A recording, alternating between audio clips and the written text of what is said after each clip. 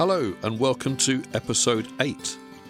This week my guest is Dr Nick Sorensen, and we'll be talking a lot about education, improvisation and silence.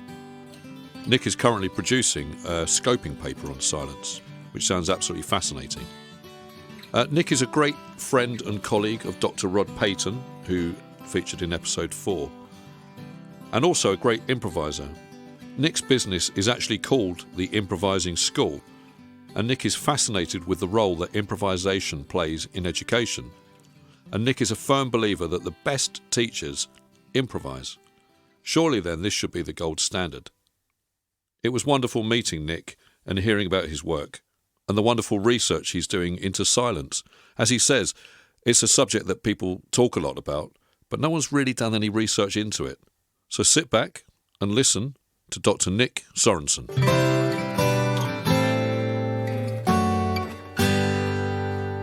So you're a musician, workshop leader, academic, was you? Yes.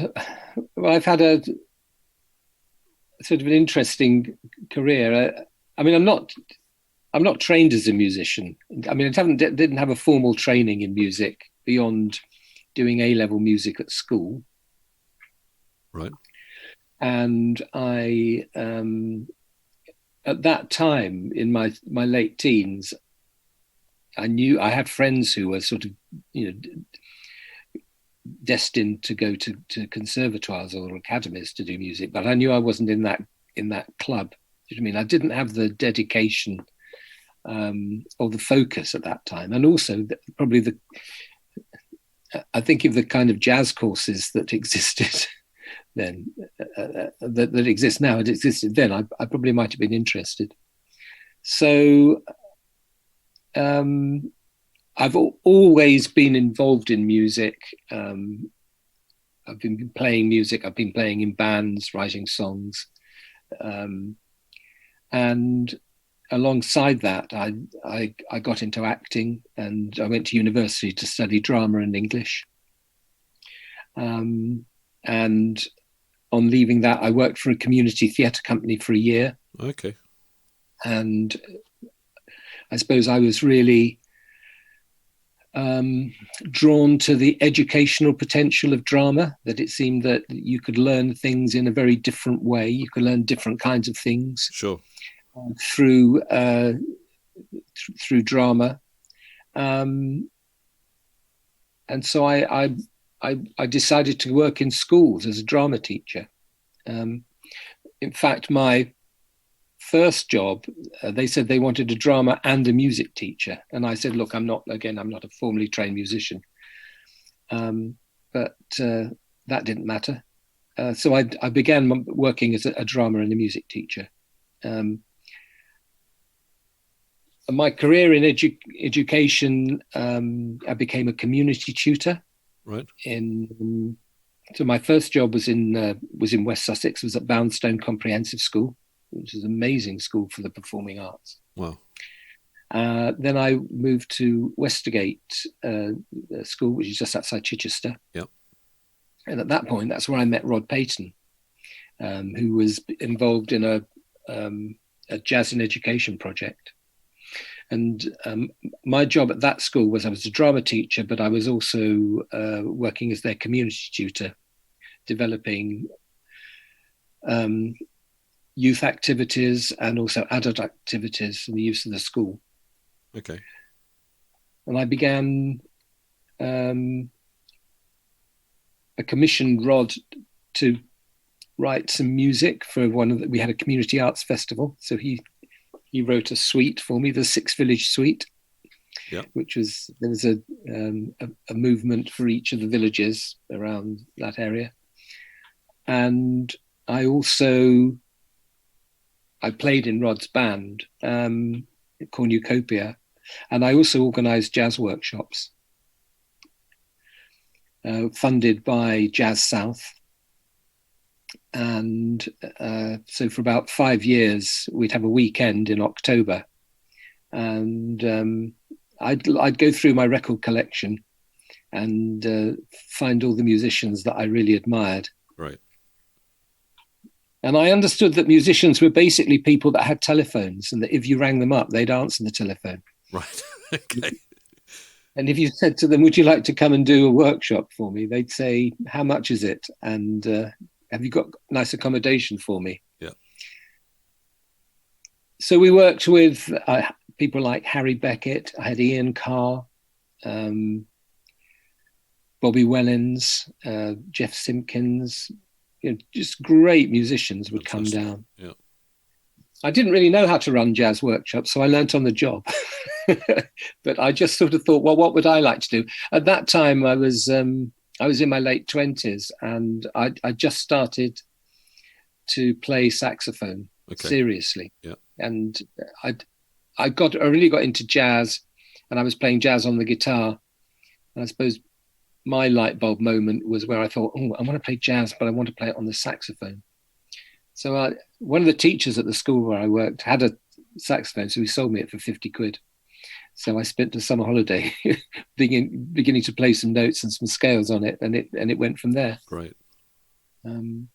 What was it that drew you into kind of education and the community stuff? What was the draw? Well, I think it was definitely the ethos of drama, of improvised drama. Okay. And the fact that you could get, a group of people together, and you could sit them down in a circle, and you could play some warm-up games with them. Yeah. And then you could begin to, either with a predetermined idea or one that you'd you pull out of the air, you could create something. Yeah. And there would be, you didn't know necessarily where it was going to go, but there'd be a space for everybody to make a contribution. Yeah. What I then realized is that the same things were happening in music. So my background, my training was in drama, but as a musician, I realized you could do the same things in music. Absolutely. And as Steve Lacy, the saxophonist, said, the kind of music you can access through improvisation is different to any other kind of music. You get to a different place, a different kind of music through improvisation. Yeah. So I became very interested in that.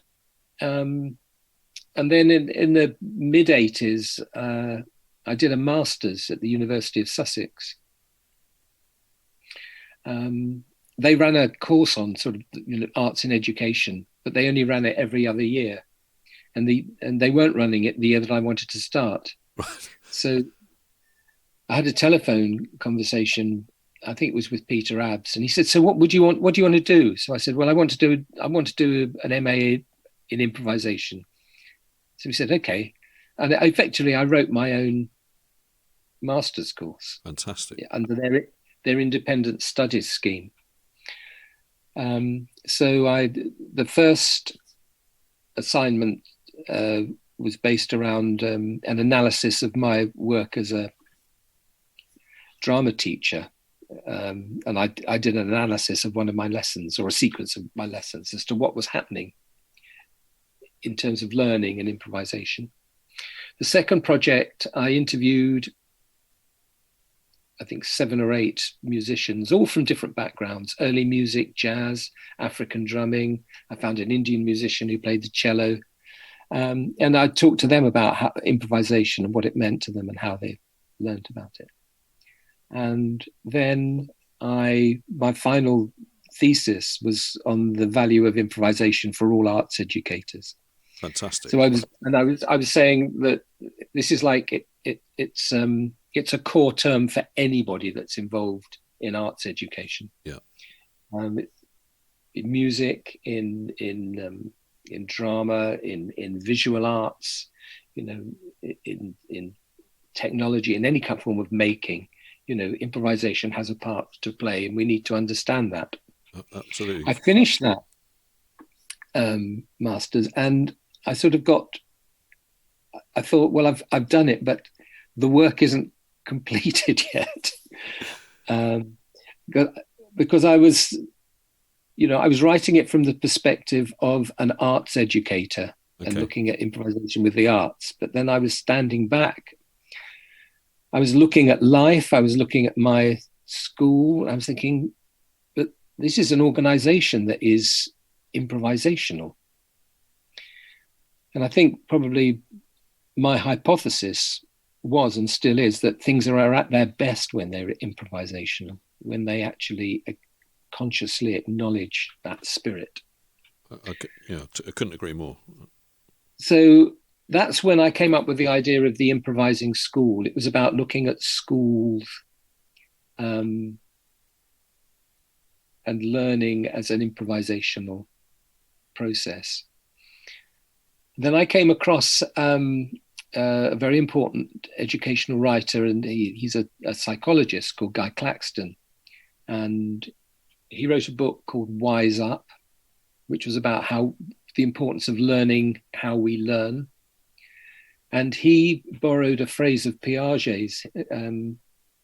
Piaget talks about it in terms of intelligence, but he said, learning is something like knowing what to do when you don't know what to do. Fantastic. And I thought that was just, well, that for me just said, learning is improvisational. We've got to know about this. I was a head teacher for a while. And then when I left that, I went into consultancy work. So I called my consultancy the Improvising School. With the, I suppose the strapline was learn to improvise, improvise to learn. Right. And I did a lot of work with teachers, getting them to improvise, understand what they do well and build on that. But also I did work with musicians as well. So that's really what the Improvising School is all about. From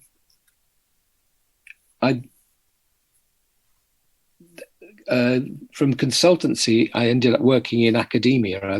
I worked at Bath Spa University in the Faculty of Education, and I ended up being assistant dean there. Okay. And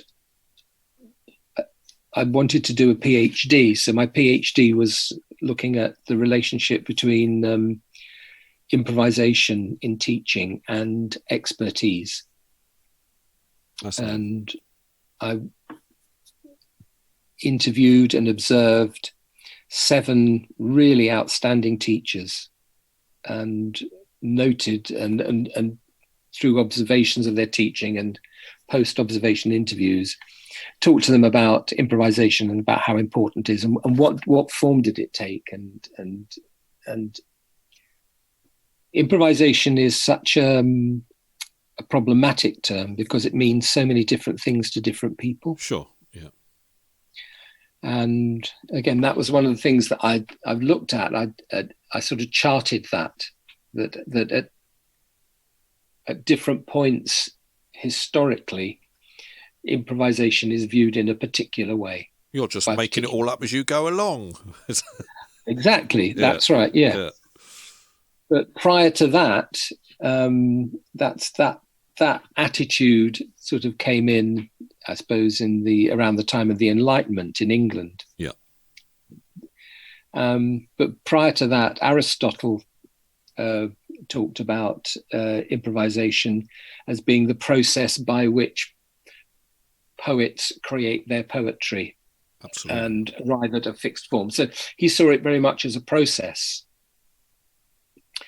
Then later on, you've got in the 20th century, you've got Kandinsky, the painter, who actually says that improvisation is a discrete form of creativity, a mode of creativity that is actually linked to an inner spiritual sense. And then, of course, in our contemporary world, people are now viewing the natural world and also the social world as inherently improvisational. Sure. So I suppose, yes. So it's been trying to. The reason why I looked at expert teachers and improvisation, I could have looked at anything really, but I chose that because I wanted to say something about improvisation, but I wanted to link it to something that was really positive, and it in education, we now understand that the most important factors in an effective school is the quality of teaching. Sure. So if the best teachers improvise, then we've really got to take it seriously. Absolutely. And I guess, a big part of improvisation is being able to respond to what is around you. And if you can't respond to what is around you and what's given to you, i.e. through your students, or if you can't respond to that and react to it, then we're lost, Yes. right? That's right. Yeah. So that's sort of one of the key. I mean, I think there are two aspects about improvisation in any context. I suppose whether you're a chef or a parent or a teacher or a musician or an architect. I think you have to have an improvisation mindset. Sure. And part of that is to do with being given and giving yourself permission to improvise. Yeah. It's also having a mindset of being open to adaptability, that nothing is fixed. Everything can be, you're just predisposed to that. I mean, for me, improvisation is about, there are things in life, there are things in music, if we're improvising, that are fixed. And, it might be the instrument you're playing. Sure. It might be the piece of music you're playing. It might be negotiating the time, the tempo, the mood, the tune that you're going to be playing. There are those things that are fixed. Yet within that, and I call those design structures, they're the non-negotiables. Alongside that, there are the emergent structures that within that, there are opportunities for you to change and adapt and move things around a bit. Yep. And it's that dynamic tension between what is fixed and what is emergent that, for me, that's where I know, that's where I look for improvisation to come. That's how I sort of approach it, really. Oh, that's fascinating.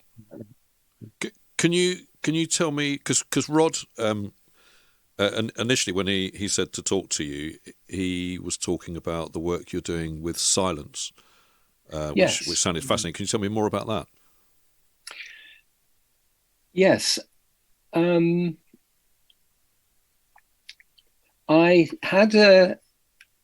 met up with two young teachers who were working at a rock school in Bristol called BIM. And initially they wanted to talk, they said, could we talk to you about improvisation? That's right. They said they'd heard you, they're interested in that. Could we talk about improvisation? So we had this conversation, and eventually it quite quickly drifted off into actually about listening, how important listening was. Yeah. And out of that came the question, so how do you teach students to listen? And they ran a very interesting extracurricular group. And they invited me to observe some of the sessions that they taught, which were just remarkable improvisation sessions. And we wrote a paper for a conference, which was about the importance of teaching, how you teach students to listen. And at that conference, a woman called Pam Bernard came up to me. She said, I'm ever so sorry, I didn't get a chance to see your presentation. It sounded really interesting, but what about silence? And I said, well, have you written about silence? I said, well, not directly, but listening is actually really quite important in sort of apprehending silence. So I said, I'd like to do that. Yes. Yes, you do. You say yes to opportunities. So we started meeting together, and she was then at the University of Cambridge. She's just left that, with two other academics, Talchen Rabinovich, who's in the University of Haifa in Israel, and another Satinder Gill, who's also at Cambridge. And we started talking about it and trying to sort of map out, what do we mean by silence, and in what ways did we connect with it.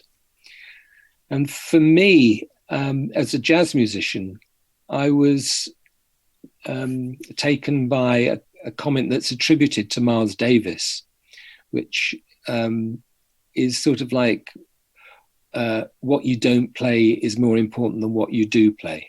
Yeah. And so we said we'd write this paper to sort of explore it. So my contribution to it was I looked at at a range of different live recordings around midnight. Okay. And I focused on the first 8 bars of the theme, and looked at the way that silence played out in that context. And it happened in all sorts of different ways. I mean, one was the fact that he, over a period of years, he'd sort of edited the tune that Monk wrote, and that in fact Monk taught him. There's a lovely anecdote of he was on the bandstand with Monk, and he wanted to play around midnight, and it was like several months after he'd been playing it that Monk turned around to him and said, "I think you've got it now." You know what I mean? Brilliant. But over the years, by the time it got to sort of 1967, he'd sort of really edited it down. He'd sort of taken so many notes out, but also in performance that there'd be significant silences between the phrases. Right. And typically he would play the theme just accompanied by piano. So he wouldn't have bass or drums. It'd be just be him, and he would really take his time over it. And the silences between the phrases really drew the audience in, but it also said something about his aura as a musician. You know, it was something about, I'm going to play this in my own way when I want to. Yeah. And then there were also although it was more or less the same every night, he'd make minute changes. There'd be micro pauses within the phrases that actually made it sound different to the time that he played it before. So I thought that was sort of really interesting as a way of seeing how that comment that he made about what you don't play is more important than what you do play, how that actually played out in his practice. Yeah, fantastic. The other contribution, well, there are two other contributions. One obviously is John Cage, who's described as the obligatory point of passage when you're talking about silence. Yeah. And of course, Cage says that there's no such thing as silence, you know, and his view, or his engagement with attempting to find silence in an anechoic chamber was that it didn't exist. And that, for him, allowed him to cast aside his intentionality as a composer and welcome the unintentional into his compositional processes. And then there's the jazz drummer John Stevens, who talks about sound and silence having an equal value. Yeah. That they can both be of the shortest duration, but they can also be of a long duration as well. But duration is what they have in common. Yeah. Yeah. And his approach is really interesting because I think it helps musicians to intentionally think about what they're playing and to think about where am I going to place what I play within the silence that's around? Where am I going to place it in relation to what other musicians are playing or not playing? Yeah. and as we were talking earlier, his approach is an inclusive approach. He, in fact, I think one of the comments he makes in his book, Search and Reflect, is that often experienced musicians or those with a technique find these pieces more problematical than people that just approach them. I've found that. I think that's very true. Yeah, that sometimes when I've been working with my musician, thinking, "Oh, I'm a musician, I can play," and I'm with people that don't have that apprehension, I find it more difficult in those circumstances. Absolutely, yeah. It's fascinating. I'm a bit thrown by their inventiveness, and I think that's one of the beauties of when you run workshops and people show you the most extraordinary ways of doing things, which the way people come at stuff, like you said, whether you're a trained musician or an untrained musician, whether you've picked up an instrument before, whether you've not picked up an instrument before, and working in those sort of situations, it's fascinating what happens. Yes, for my workshops, I normally take along, a whole range of instruments, but I'm much more selective about it now. So I've got lots of whistles and things, and tin whistles and penny whistles, and maybe mandolins and things. But I tend to go for my favourite ones at the moment are saucepans with marbles inside them. Fantastic. He's lost his marbles. No, they're in his saucepan. Yes. I think I must write a piece called "Lost Marbles." But no, it's yes. So it's actually objects that make sounds. Fantastic. I find more. I find get the best results, really. Amazing. As opposed to people trying to play little tunes on an instrument that they haven't really encountered before. No, quite. So what's your next thing, Nick? What are you doing with with the Silence Project? What's the next thing? We're working. The group of us, we've been invited to do a panel at a conference at the Birmingham Conservatoire in June. Fantastic.